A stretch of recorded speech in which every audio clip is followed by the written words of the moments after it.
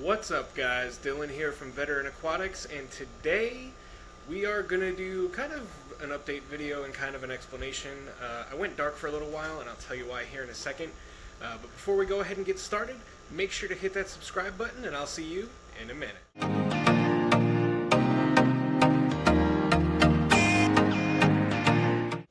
Alright guys, well I hope you like the new intro, and the new intro is actually a product of why I haven't made a video in a little while. So last week in central Pennsylvania it snowed. We got about a foot of snow, and during a sledding incident my phone was crushed by a car. I'm okay, my daughter's okay, everybody's okay. My phone was the only casualty of the incident, so I didn't have one to record with. But I was able to get a new phone. I now have a Galaxy Note 20 Ultra, and the camera on this thing is straight ballin'. I can record in 4K now. It should look crystal clear, so let me know down below in the comments if the video quality looks better. And let's go ahead and get started. So we're going to kind of do an update walk around through the fish room, and I'll talk about some of the stuff that I have going on and some of the things that we have going forward.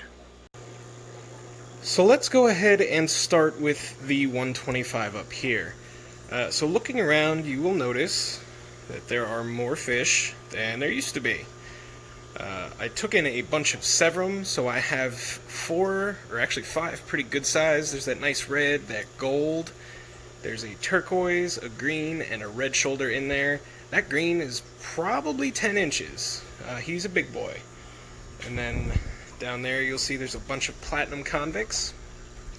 So somebody was shutting down their fish room. I took in a bunch of fish. The convicts were part of that. The Severum were not. However, at some point, due to lack of tank space, somebody brought ick into the fish room. I'm not sure if it was the convicts, although based on some of the other tanks, I'm going to say it's probably from that same person. And through no fault, because they didn't show signs of it when I got them. I did look. They looked healthy to me. It was somebody that I trusted. It's likely not their fault at all. But the tanks that those fish went in did get ick. So I am treating this tank for ick,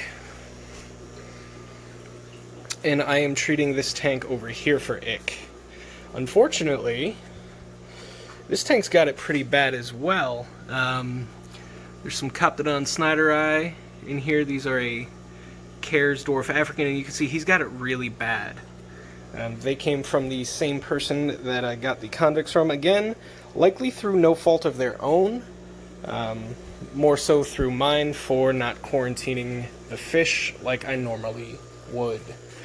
So how are we going to treat this? A 125 is a big tank to treat for ick, but there's a lot of fish in there, and quite a few of them have it. So we're treating with aquarium salt. We're going to jack the temperature up in the tank to 84 degrees. You can see a heater back there. And we're going to keep the water pretty clean, so we're going to do a whole bunch of water changes. I also started feeding them with garlic guard.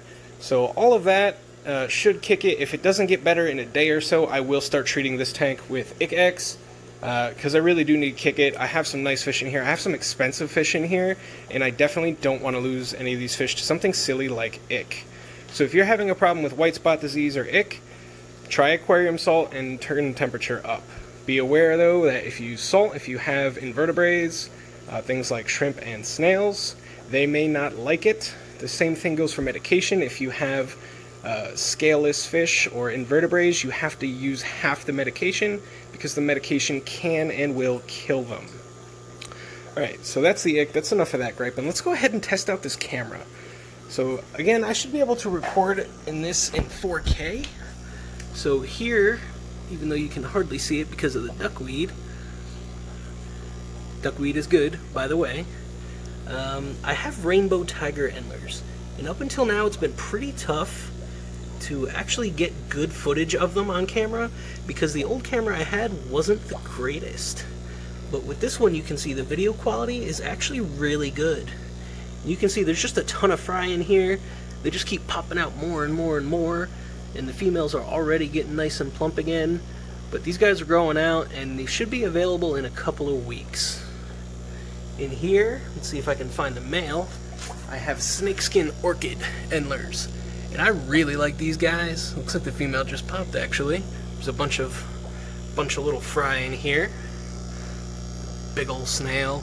Man, snails have taken over in quite a few of these tanks. I can't seem to find the male. He's back there somewhere, but absolutely gorgeous fish. Endlers are quickly becoming a large part of my fish room, and I think I have 6 different kinds already. We'll move on over here. Fluffy finally got glass lids and a light. Fluffy, if you don't know, if you're new to the channel, Fluffy is a 10-year-old green Texas cichlid. Showstopper for sure, but he's getting on in years. You can see that nice long trailer, the gorgeous pearling in his scales. Fluffy is one of my all-time favorite fish. I got him from my buddies Chris Matsko, and you can see his deportment is great. Deportment's kind of like aggression/attitude. He doesn't shy away from lights or hands, and he will, in fact, try to eat you. Let's see if I can not get bit. But Fluffy's doing well, in case anybody was wondering. Now, I had some people asking about Jaguar Cichlid Fry, so let's go ahead and take a walk over there. Alright, so here's some of the Jaguar Cichlid Fry. I got probably 15 of them left at this size. I did give a few to some people, but you can see they're starting to get their spots, their stripes, and they're starting to color up really good. They're eating well. These guys are really cool. They're probably half an inch, I would give them.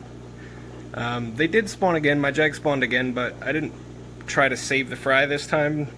1, because I don't need that many jags, and 2, because not a lot of people can keep fish that get, up to 18, 20 inches long. So the Jaguar Cichlid Fry, they're doing great, and they're getting bigger. Next, I got some new live bearers. So these are Amica splendens. These are a C.A.R.E.S species of live-bearing fish. These guys are pretty cool. I've never kept them before, but considering I can keep guppies and mollies and those sort of things alive and have them breed, I think they'll be just fine. So it's nice to add another C.A.R.E.S species to the fish room. If you guys don't know, the C.A.R.E.S program is one where hobbyists take in fish that are endangered or extinct in the wild to keep a domestic population of them alive in the hobby. So these are C.A.R.E.S species. The zebra obliquinans from Lake Victoria are C.A.R.E.S species. The Christmas Fulu are C.A.R.E.S species.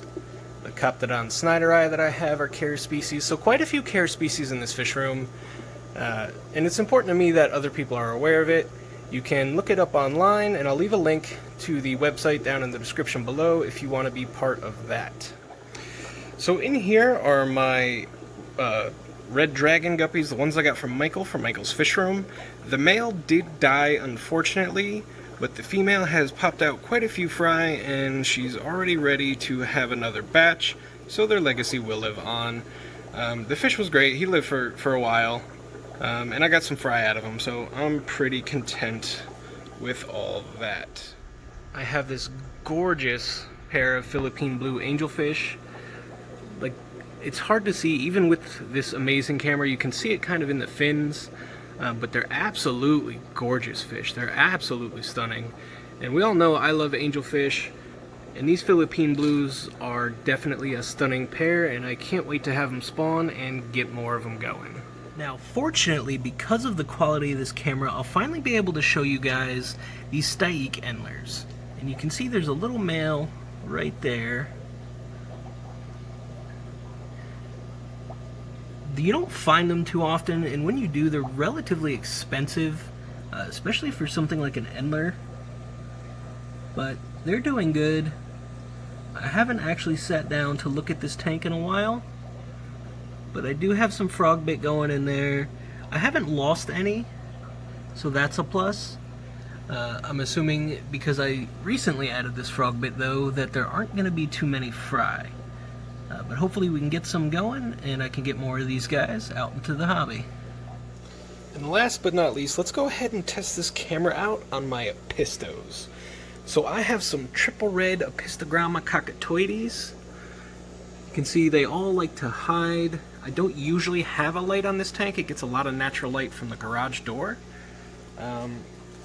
So they're kind of skittish right now. You can see they're just running into the caves. There's one of the males down there. And it's so hard to see because the color of the pot is similar to that of his fins. But there you go. These guys are gorgeous. I love Apistos. They're definitely one of them. Ooh, Are we gonna have Apisto babies? So if you don't know, Apistos like to lay on the top of caves when they spawn. And there is a male and a female in this cave. So I'm hoping that that means that they've paired off. If they have, I can pull them out and we can start spawning some Apistos. Apistos have been really hard to get with COVID and the lack of shipping. So we'll see how it goes. All in all, guys, I've gotten a lot of new fish, and I have a lot of stuff coming up in the future. We're going to be expanding the fish room and separating out some of these fish to get them into breeding groups. And that'll kind of free up the tanks a little bit, and we won't have as much overstocking as we do now, like in the 90-gallon with the Angelfish, or in that 125 behind me. We're also going to pull some of these OB peacocks out, and we'll be breeding some OB peacocks, so I'll make sure to let you guys know how to do that, as well as how to strip them, all that good stuff, and raise the fry. So I hope you enjoyed it, guys. I hope you stay safe. We have the holidays coming up, and a lot of people suffer with like depression and anxiety about the holidays. As a veteran, you know, veterans are already predisposed to it. Not myself personally. I generally am very sound of mind. But try to keep your head up, guys. If you're feeling down, watch some fishy videos, reach out to a friend, call somebody. You know, it's okay to need help. So if you ever need to talk to somebody, reach out to one of your friends. If you know me personally, feel free to reach out to me. I'll always talk to you, and you know, we'll get through it together if we need to. But that's it, guys. I hope you enjoyed it. I hope you have a wonderful Christmas and wonderful holidays. 2020 was quite an interesting year. For me, it was pretty good. We had a lot of big things happen, but for a lot of people, it was pretty bad. So looking forward to 2021. Let's hope that this year is a much better one than 2020 was. That's all, guys. Make sure to hit that subscribe button. As always, I will see you next time.